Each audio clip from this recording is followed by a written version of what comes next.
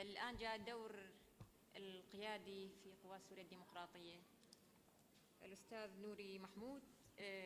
تنها 15 دقة هي نوري 15 دقة ودي برم.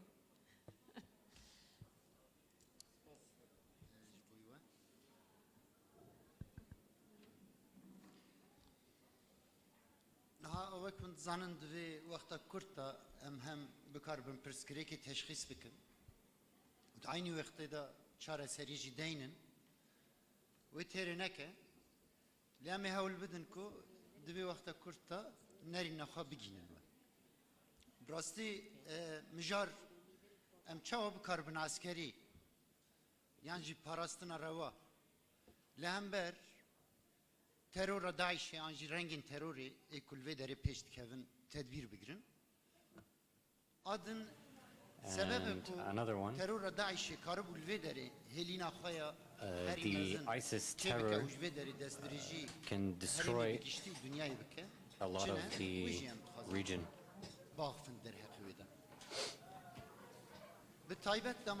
Especially when we say legitimate defense. To start from the start of humanity until now, all the animals, all plants, all things that exist, all living things, in a natural way, in terms of defense, they have a system. And also in society, in a natural way, this has advanced. In terms of laws and rules, in the framework of the state of the country, it is figured out.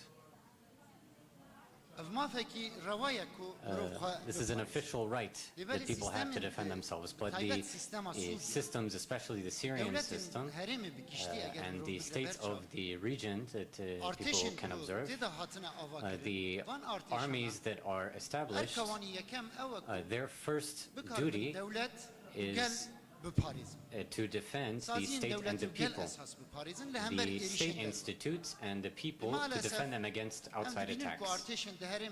But we see that the armies of the region, instead of defending the state and the people, defend the government. That is the authority. Especially our European friends can see this, that the governments of the Middle East for 20 years, for 30 years, that have continued for this way, this is how they defended themselves. They're not for the defense of society. The society is indebted to the revolution. You know very well this event that's called the Arab Spring. The people rose up and the army fought against them, was used against them. They created a revolution. But because this army in our country, in Syria, was used against the people,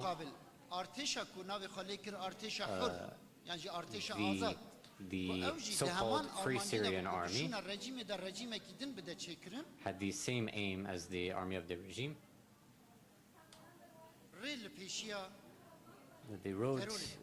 They opened the road to terror.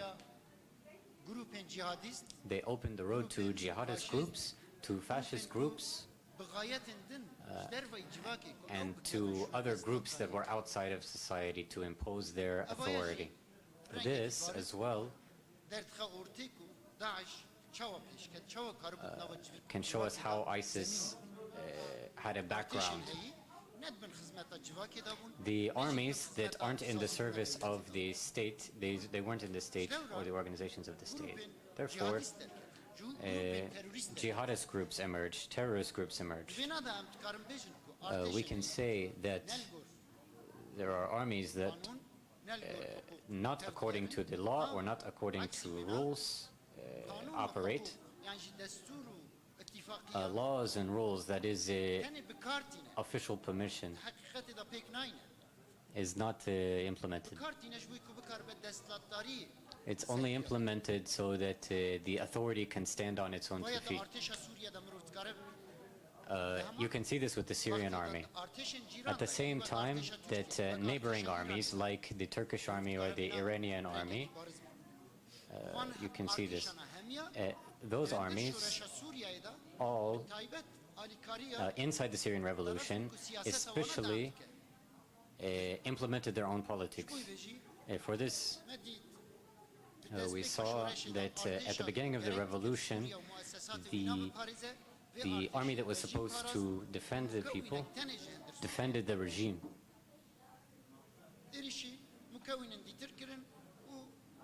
They committed different attacks.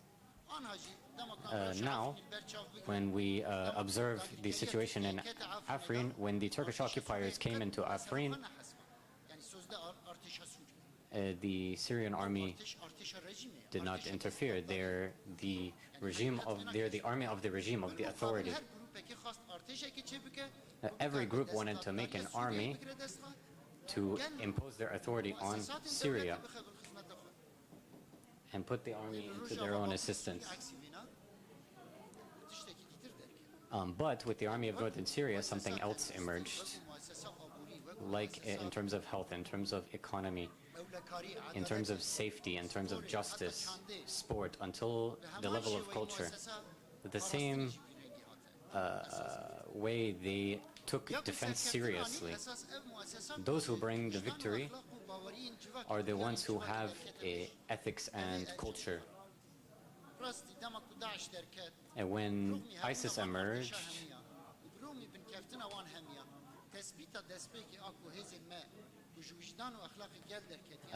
everyone saw that our force that had ethics and conscience defeated them. ISIS, wherever they are in the world, we will fight them wherever they are, and for this our social force emerged. To defend society, to defend socialization, and to defend the revolution. Later, today we and the coalition forces created a strong agreement to fight against ISIS terror, and based on this, we agreed on how to fight terror.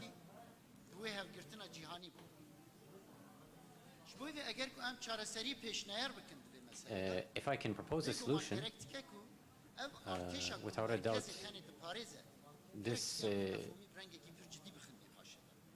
army, we have to discuss it in a very serious way. It's not something that just defends the center. There's a lot of opinions, there's a lot of willpower, and we are obligated to discuss this. All of the citizens, all of the people with willpower have to discuss this.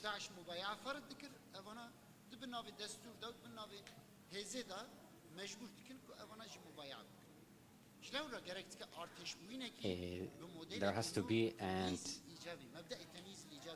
militarization, a clean militarization.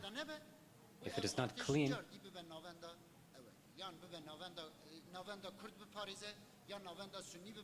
then it will just defend Kurds or Sunnis or Alavis. This will allow society to organize against itself, and jihadist groups will take advantage of this.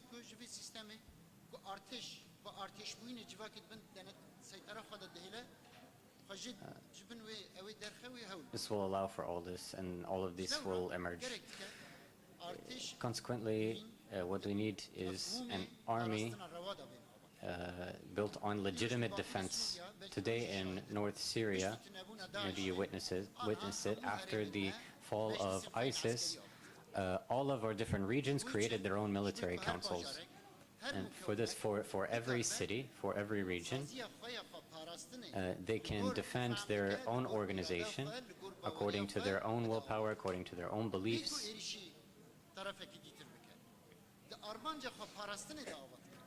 With the aim of self-defense, they have been organized. if there is a solution, it needs to be based on legitimate defense in order to stop the advance of ISIS terror.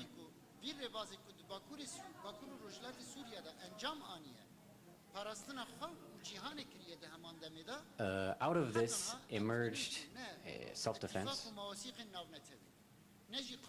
and international agreements. This force is not seen as a legitimate defense. If we observe Syria, we can see that the Syrian geography is defended by a social force. Today, lots of migrants have entered the land. And the culture and the ethics of this land has defended them. This force, until now,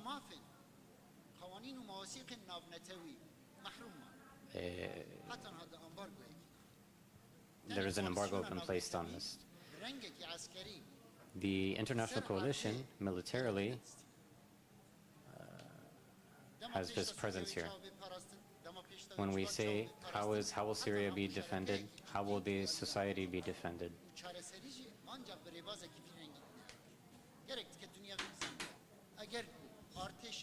If the armies do not defend the society and the people and only the oppressor, then more terror will emerge. It will pave the way for terrorist groups, and ISIS will take full advantage of this.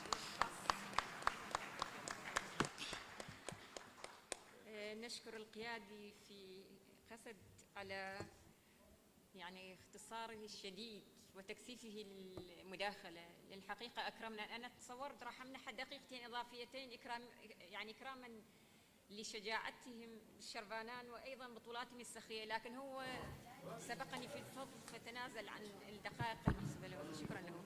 Thanks for him.